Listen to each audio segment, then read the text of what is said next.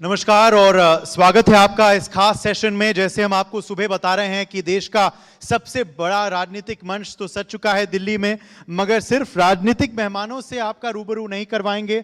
हम अनेक क्षेत्रों से बड़ी बड़ी हस्तियां को आपके समक्ष लेकर आएंगे। सुबह आपने देखा कि एक बड़ा खिताब जीतने वाली ब्लाइंड वुमेन्स क्रिकेट टीम हमारे बीच थी, और अब उसी श्रृंखला को हम आगे बढ़ाते हैं। ग्लैमर की दुनिया से एक और बहुत बड़ा खिताब जीत कर आई हैं शेरी सिंह। मिसेस इंडिया थी और अब मिसेस यूनिवर्स बन चुकी है। 48 साल बाद ये क्राउन जो है, जो आप देख रहे हैं हमारे इंडिया न्यूज मंच पे, ये भारत लौटा है, तो बहुत गर्व की बात है, बहुत बड़ी बात है। भारत का डंका इन्होंने बुलंद किया है 48 साल बाद। तो पहले तो शेरी, कांग्रेचुलेशंस ऑन क्रिएटिंग हिस्ट्री। ये जो फीलिंग है, जैसे मैंने कहा, इतिहास रचने का, ये क्राउन जब आप पहनती है तो क्या महसूस करती हैं? मुझे महसूस होता है कि ये सिर्फ मेरी नहीं, सारी इंडियन मैरिड विमेन की जीत है। मेरी अकेली की जीत नहीं है, ये सबकी जीत है। मगर जब वो लम्हा आपने जिया, जब वो मोमेंट आपने जिया, जब अनाउंस हुआ Mrs universe is Mrs India, तो पहला रिएक्शन क्या था? पहली प्रतिक्रिया क्या निकली? इमोशंस क्या चल रहे थे? सबसे पहली फीलिंग थी ग्रैटिट्यूड, थैंकफुल, क्योंकि बहुत ही लंबी और मुश्किल जर्नी रही है। 4 साल की जर्नी रही है। बहुत चीज़ें मैंने सीखी हैं, बहुत बार गिरी हूँ, बहुत बार उठी हूँ। तो बस जो सारी मेहनत थी मेरी, वो सारी सफल हुई, और सबसे पहले मुँह से भगवान को शुक्रिया अदा किया। क्या मगर कहीं ना कहीं ये सपना था आपके मन में कि हाँ ये हो सकता है? 48 साल से तो भैया नहीं हुआ, मगर मैं कर सकती हूँ। क्या ये बिलीफ थी आप में, या फिर यू वर जस्ट एमिंग कि जो हो अच्छा ही होगा? नहीं, मैं वहाँ पे जीतने ही गई थी। और मैंने जैसे कि बताया आपको कि 4 साल से मैंने इस पे रिसर्च करी, स्टडी करी। क्या है कि हमारे देश में मिसेस कैटेगरी को इतना रिकॉग्नाइज नहीं किया जाता। मुझे अभी तक समझ नहीं आया है क्यों मिस कैटेगरी को ज़्यादा करा जाता है। तो एक मेरा ऑब्जेक्टिव ये भी था कि क्यों, मतलब इस चीज़ का आंसर मैं अभी तक भी ढूंढ रही हूँ कि मिसेस कैटेगरी इतनी ग्लोरीफाइड क्यों नहीं है जितनी मिस कैटेगरी है। I am still working on it and I hope I can make a difference. तो मेरा जो रिसर्च था उसमें मैंने रियलाइज़ किया कि एक तो जो मिसेस यूनिवर्स पैजेंट है, ये सबसे पुराना 48 इयर्स पुराना पैजेंट है, और अभी तक कोई इंडियन इसको नहीं जीता है। तो मेरा एकदम अर्जुन की तरह एक लक्ष्य बन गया था कि ये मुझे अपने घर लेके जाना है, ये मुझे अपने देश लेके जाना है। कैसे करना है वो मुझे नहीं पता था। और दूसरी बात ये है कि जैसे कि मैंने आपको बताया कि ये जो पैजेंट्स हैं हमारे देश में अभी पता नहीं है क्योंकि कोई विनर्स नहीं आए अभी तक। तो इसलिए ये जीतना मेरे लिए बहुत इम्पॉर्टेंट था कि लेडीज़ को पता चले कि हाँ, शादी के बाद भी अगर आप ग्लैमर वर्ल्ड में या ब्यूटी पैजेंट्स में पार्टिसिपेट करने का सपना या इच्छा रखती हैं तो वो आप बिल्कुल कर सकती हैं। कब आपको लगा था, कौन सा सबसे बेस्ट राउंड था आपका वहाँ? कब आपको लग गया था कि हाँ शायद ये अब खिताब मुझे ही मिलने वाला है? ये तो बिल्कुल नहीं पता चलता है ये तो जब तक आपके देश का नाम स्टेज पे नहीं बोला जाता है तब तक बिल्कुल नहीं एहसास होता है, क्योंकि इतनी टक्कर की सारी कंटेस्टेंट्स होती हैं। 120 कंटेस्टेंट्स थी, और इतनी टक्कर की होती है कि आप बिल्कुल अंदाज़ा नहीं लगा सकते कि क्या होने वाला है। अच्छा, मैं एक सवाल आपसे ज़रूर पूछूंगा कि कितना भारी है ये, कितना वज़न आप महसूस कर रही हैं अभी? बहुत भारी है, काफ़ी सर में दर्द हो जाता है, मगर इस दर्द में बड़ा मज़ा आता है। और बहुत खूबसूरत भी है। क्या क्या से सजा हुआ है, अगर आप बताना चाहें? जी, सारा क्रिस्टल है, और इसमें बीच में लिखा भी हुआ है मिसेस यूनिवर्स। पूरा क्रिस्टल का है और काफ़ी हैवी है। ये टाइटल से पहले और टाइटल के बाद शेरी सिंह की ज़िंदगी कितना बदल गई? देखिए, जो मेरा मेजर लाइफ स्पैन है वो तो as a daughter, as a wife, as a mother मेरा मैं निकाल चुकी हूँ। बट एक ये एकदम से जो चेंज आया है, it has empowered me to empower all the women out there. हम क्या है कि हम शहर में रहते हैं, हम एक बहुत ही छोटे से सेक्टर को देख के चलते हैं कि अच्छा अब women are empowered, they are working, आदमी से आदमी के साथ कंधा मिला के चल रही है, मगर हम बाकी 2 टियर सिटीज़ 3 टियर सिटीज़ को ना भूल जाते हैं।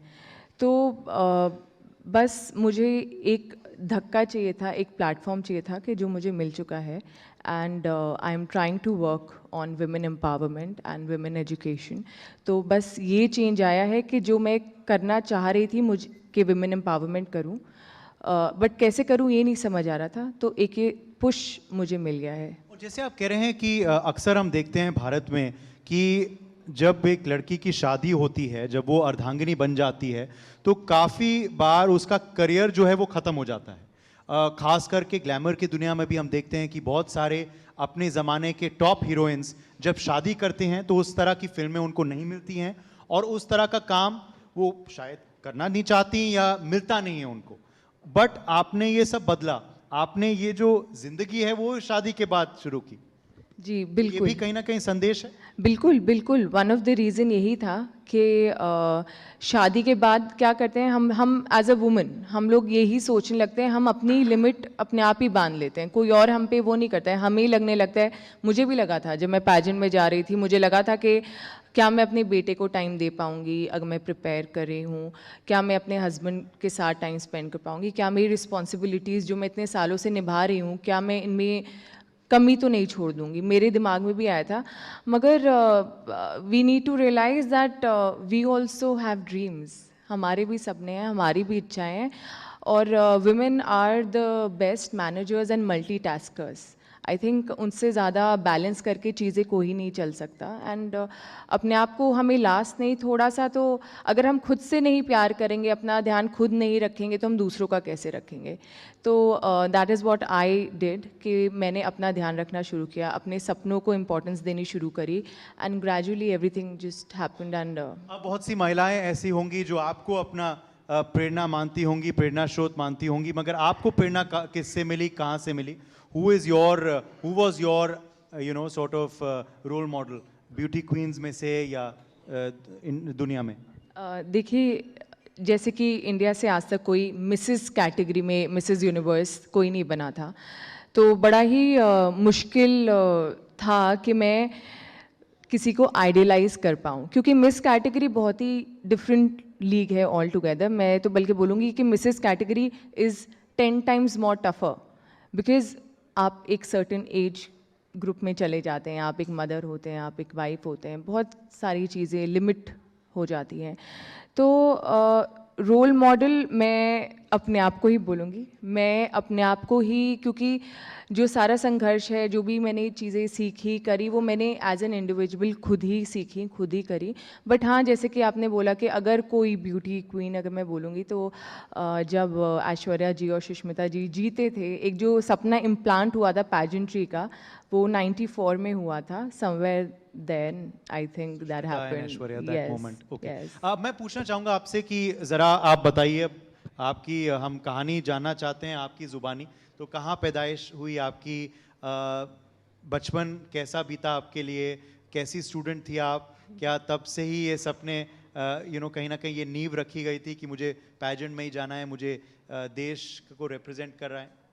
मैं उत्तर प्रदेश के एक शहर दादरी से आती हूँ, और मेरी स्कूलिंग हुई दादरी वाले हैं यहाँ? हाँ हाँ, कुछ दादरी कुछ से दिख रहे हैं आती हमें। हूँ। जी, जी। दादरी से आती हूँ, मेरी स्कूलिंग नोएडा में हुई है।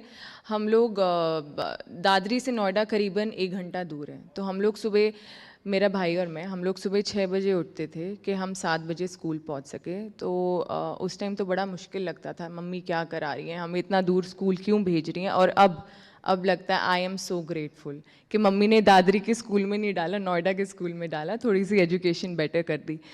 और मैं हमेशा से स्पोर्ट्स में रही हूँ, और मैंने यूपी के लिए नेशनल्स खेला है, दिल्ली यूनिवर्सिटी के लिए नेशनल्स खेला है, दिल्ली के लिए नेशनल्स खेला है, बट लिगामेंट टेयर हो गया था मुझे। बास्केटबॉल में जी शायद? जी जी, मुझे लिगामेंट टेयर हो गया था, तो मैंने कॉलेज के बाद परस्यू नहीं किया। 3rd ईयर में लिगामेंट टेयर हो गया, मेरा लास्ट टूर्नामेंट दिल्ली यूनिवर्सिटी का था, उसके बाद मैं नहीं खेल पाई। उसके बाद मैं थोड़ा सा अपना हीलिंग में सब कुछ, फिर स्पोर्ट्स छूट ही गया, पढ़ाई में ध्यान लग गया। मगर कहीं ना कहीं ये चीज़ थी कि मैं अपने देश के लिए खेलना चाहती हूँ, एज अ स्पोर्ट्स पर्सन खेलना चाहती हूँ, एंड आई फील कि पैजेंट्स भी एक स्पोर्ट ही है, आप अपने देश को रिप्रेजेंट कर रहे हैं, इट्स अ स्पोर्ट कि आप अपने देश को रिप्रेजेंट करें, अपने आप को रिप्रेजेंट करें, और ये मेडल से कुछ कम तो है नहीं। तो उस तरीके से मेरे दिल में हमेशा से इच्छा थी कि मैं अपने देश के लिए कुछ करूं, कोई नाम रोशन करूं। I think God has had his own plan like this. सोचो अगर अब देखा जाए, अगर वो इंजरी नहीं होती तो शायद जिंदगी किसी और दिशा बिल्कुल ले लेती। बिल्कुल बिल्कुल बिल्कुल ले सकती थी जी। तो कहते हैं जो होता है अच्छे के लिए होता है, डेफिनेटली। पर तब निराश हुई होंगी। ओ बहुत वो ज़्यादा, निराशा का सामना कैसे करा आपने?